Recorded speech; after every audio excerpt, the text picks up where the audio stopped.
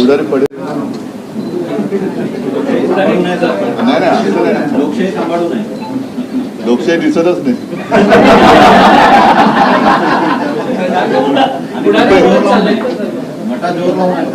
ती लोकशाही दबली गेली. रेडी सगळे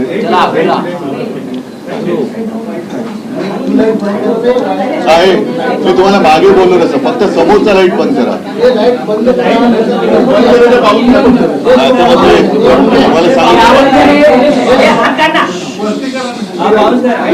लाईट डोळ्यात जातो आणि मग डोळ्यात पाणी आलं का तुम्ही सांगता उद्धव ठाकरे भारावले, पाणवले. नाही खरंच राहतो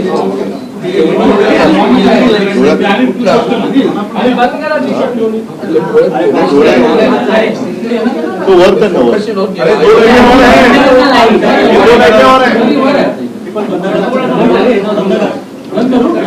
जरा प्लीज.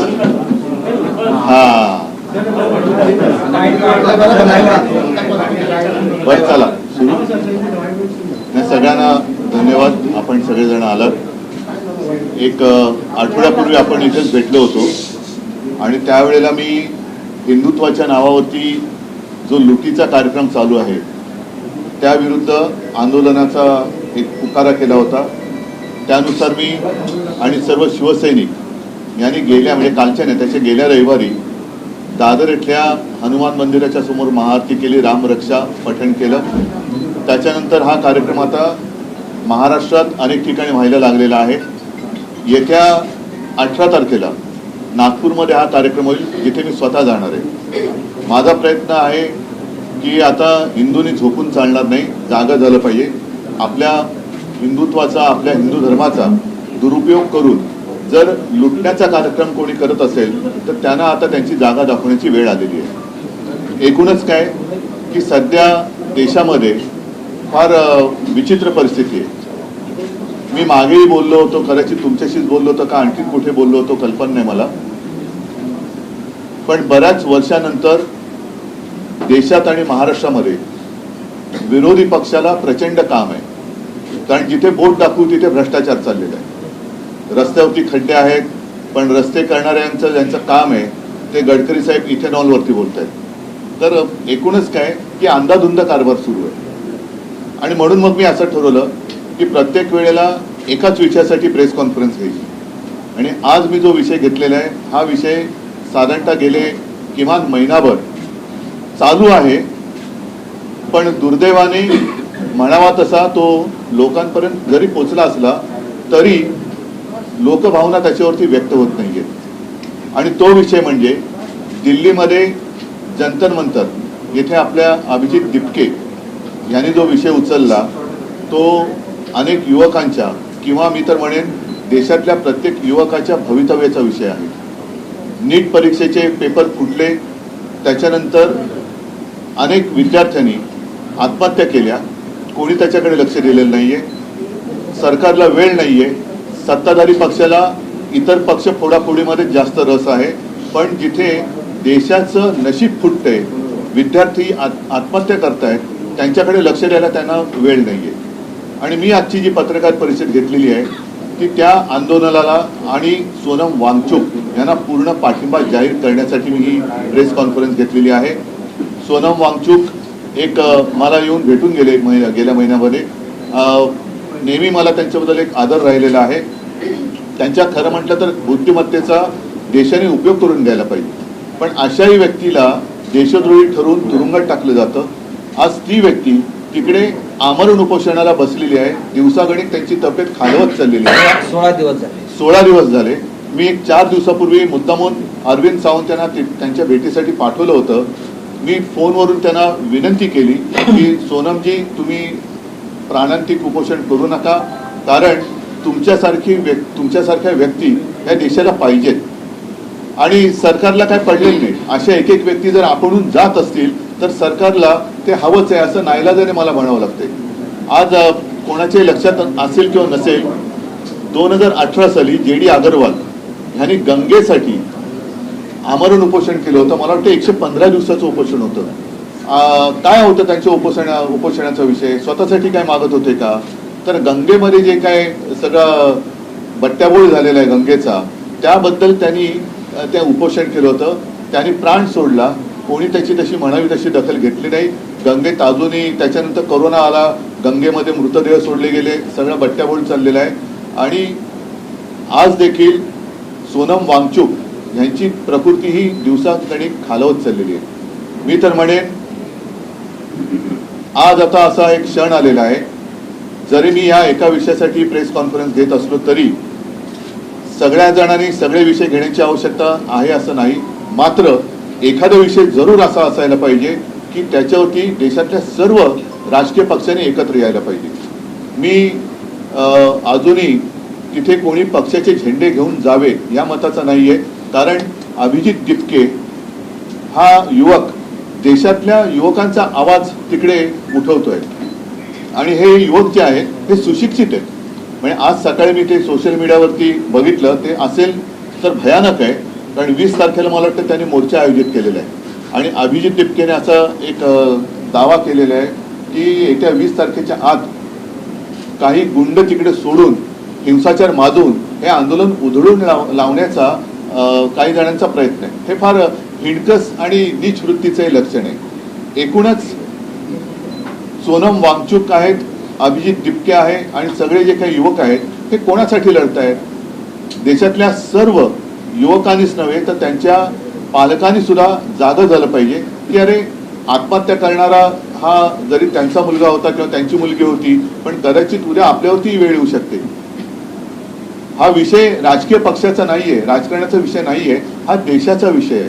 आणि त्यासाठी मला असं वाटतं देशभर काही ना काहीतरी आता मी म्हणेन मग प्रत्येक राजकीय पक्षांनी देशभरामध्ये आपापल्या राज्यामध्ये त्यांच्या समर्थनार्थ काहीतरी केलं पाहिजे. कारण देश जोपर्यंत जागा होत नाही तोपर्यंत या बेफिकीर सत्ताधाऱ्यांना त्यांची जागा कळणार नाही.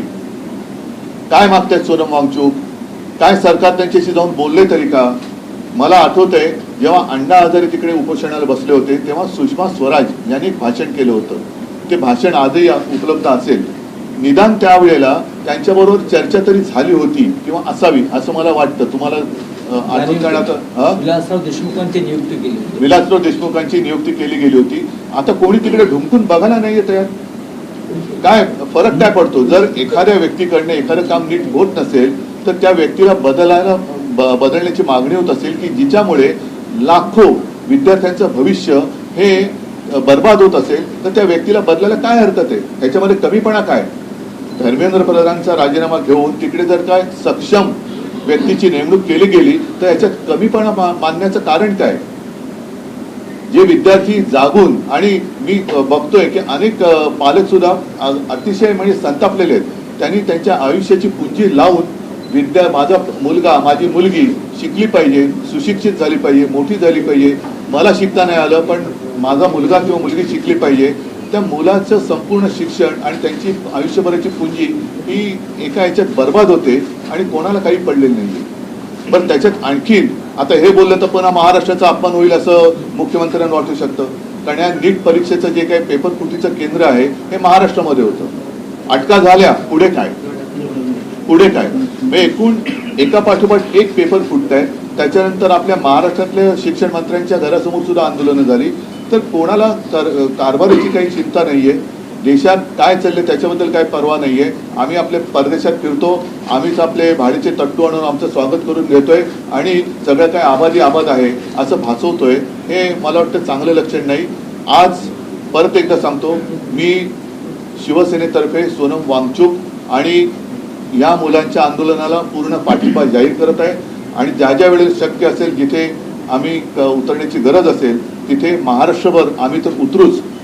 आपल्या माध्यमातून मी देशातील सर्व पक्षांना सांगतोय की आपण देखील आपापल्या राज्यातील प्रमुख शहरामध्ये या युवकांना बळ मिळेल अशा पद्धतीने काही प्रतिकात्मक असेल, आणखीन काही असेल, हे समर्थनार्थ आंदोलन करा किंवा प्रदर्शन करा की जेणेकरून आजही देशातली युवा शक्ती जी आपण देशाचे भाग्यविधाते समजतो त्या भाग्यविधात्यांना कळेल की आजचे जे भाग्य किंवा दुर्भाग्य विधाते आहेत हे आपल्यासोबत आहेत. उद्धवजी तुम्ही दिल्लीत जाऊन पाठिंबा देणार आहात का? मला- 20 तारखेच्या मोर्चात सहभागी होणार आहे का शिवसेना? ऐका, मी 20 तारखेच्या मोर्चात सहभागी सगळ्यांनी व्हावं असं म्हणालेलं नाहीये. ज्यांना जायचंय, मला जायचं वाटलं तर मी जरूर जाईल, परंतु किमान मी जिथे आहे तिथे तरी मी काहीतरी करावं. मी असं सगळ्यांना सांगत नाही की देशातल्या सगळ्यांनी चलो दिल्ली, नाही, तुम्ही जिथे आहात तिथे तर उभे राहा. मी मुंबईत आहे, मी मुंबईत तर उभा राहिलो पाहिजे. मी पुण्यात आहे, पुण्यात राहिलो पाहिजे. मी चेन्नईत आहे, चेन्नईत राहा. बंगालमध्ये, कलकत्त्यात राहा. सर्वत्र जिथे देशातल्या सगळ्या चहूबाजूनी हे रान पेटेल त्यावेळेस सरकारला या युवकांसमोर गुडघे टेकावे लागतील. आणि म्हणून जर मला वाटलं तर मी जरूर जाईन देखील. असं काही नाहीये की मला त्याच्यामध्ये काय वाटतंय. पण आज सुद्धा ही जी त्यांची जी चळवळ आहे ती कोणत्याही पक्षाचा झेंडा हातात न घेता चाललेली आहे. कारण नाईलाजाने मला असं म्हणावं लागतंय की देशातल्या तरुणांचा आणि युवकांचा कदाचित या फोडाफोडीच्या सगळ्या नीच राजकारणामुळे प्रस्थापित राजकीय नेत्यांवरचा विश्वास उडाला असेल आणि त्यांना असं वाटत असेल की कोणताच राजकीय पक्ष माझ्यासोबत नाही, तर आम्ही तर आहोत.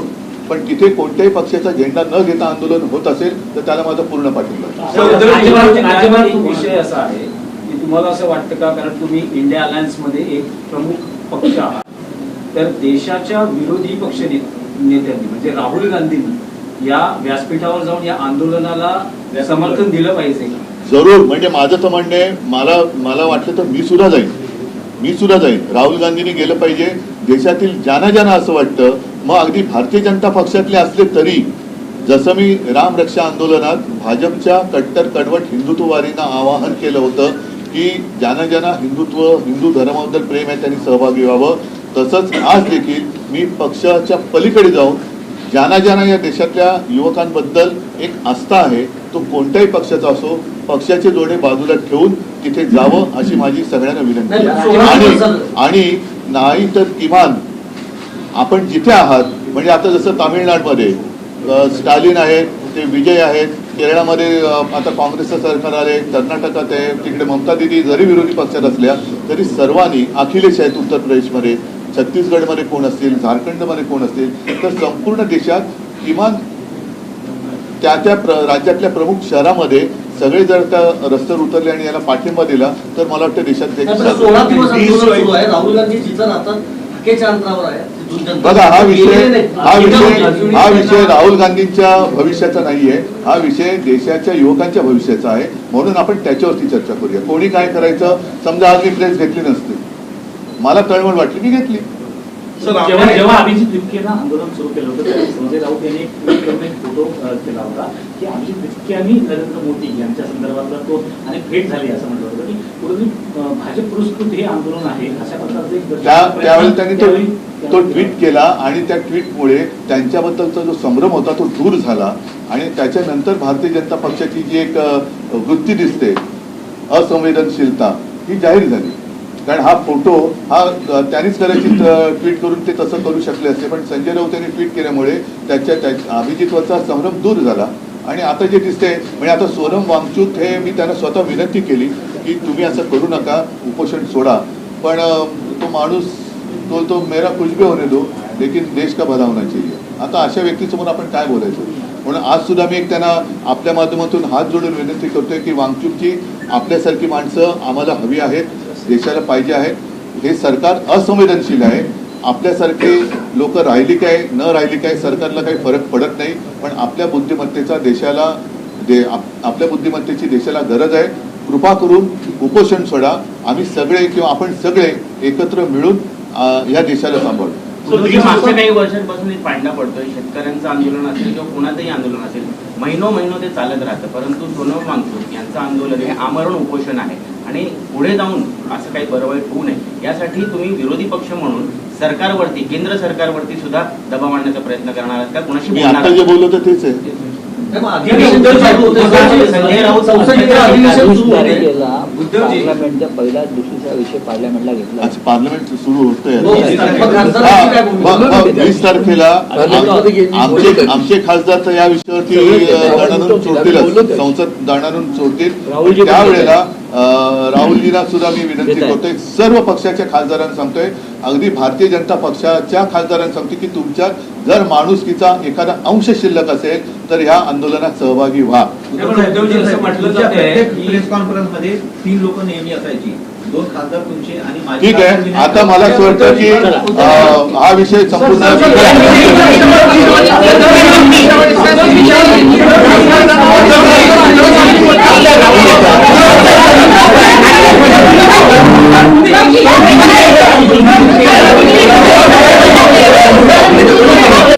वांगचूक यांच्यासारख्यांच्या बुद्धिमत्तेची देशाला गरज आहे. उपोषण सोडा अशी वांगचूक यांना विनंती केल्याचं उद्धव ठाकरे यांनी म्हटलंय. तसंच पक्षाचे जोडे बाजूला ठेवून तिथं जावं, अन्यथा जिथे आहात तिथून याला पाठिंबा द्यावा असंही उद्धव ठाकरे यांनी म्हटलंय.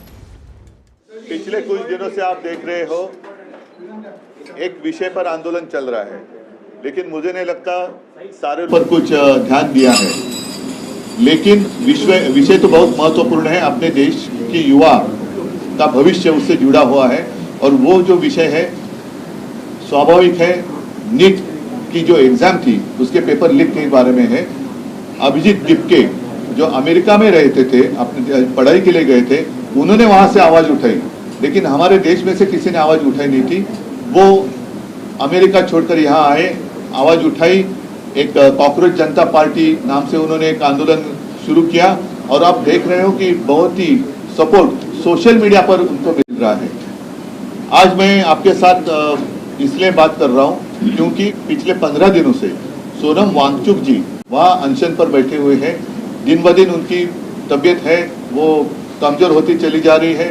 मैंने प्रयत्न किया, 4 दिन पहले अरविंद सावंत जी को मैंने वहाँ उनको मिलने के लिए भेजा था और तब मैं स्वयं उनके साथ मैंने फोन पर बात की थी, विनती की थी कि सोनम जी, आप जैसे लोगों की हमें और देश को जरूरत है, कृपा कर अनशन छोड़ो. लेकिन मानने के लिए तैयार नहीं. सरकार तो कुछ परवाह नहीं है, ना ही उनके साथ बात करने की कोशिश कर रही है, ना ही जो युवा है, बहुत सारे युवाओं ने खुदकुशी भी की है, लेकिन सरकार उनकी तरफ देखने के लिए भी तैयार नहीं है. और इसलिए मैं चाहता हूं कि अब समय आया है पूरे देश में अपने अपनी पार्टी का जो एजेंडा है बाजू में रखकर हम सारे लोग इकट्ठा आकर वो जो आंदोलन चल रहा है उसका समर्थन करें.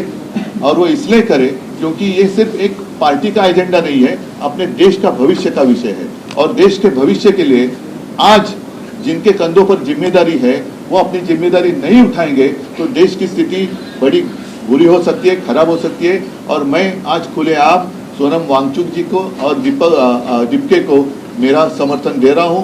अगर जरूरत पड़े तो मैं भी दिल्ली जाऊंगा, लेकिन मैं आज आपके माध्यम से पूरे देश के जितने सारे राजनीतिक पार्टियां हैं उनको यही कह रहा हूं, आप जहां भी हो, जिस राज्य में हो, जिस शहर में हो, आप बाहर रहिए और समर्थन के लिए कुछ ना कुछ जरूर करिए. आपके जो सांसद हैं, तीनों सांसद वो प्रोटेस्ट का हिस्सा बने. मेरे सांसद ही नहीं, मैं सारे सांसद जितने कितने 550 सबको मैं और राज्यसभा के सबको मैं ये सवाल पूछ रहा हूँ या रिक्वेस्ट कर रहा हूँ. रिक्वेस्ट शब्द जरा अच्छा है कि अगर आप में जरा भी इंसानियत बाकी रही हो तो आप इस आंदोलन का समर्थन करें.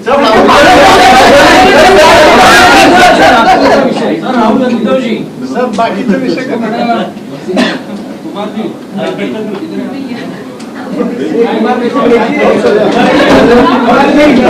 सर्व पक्ष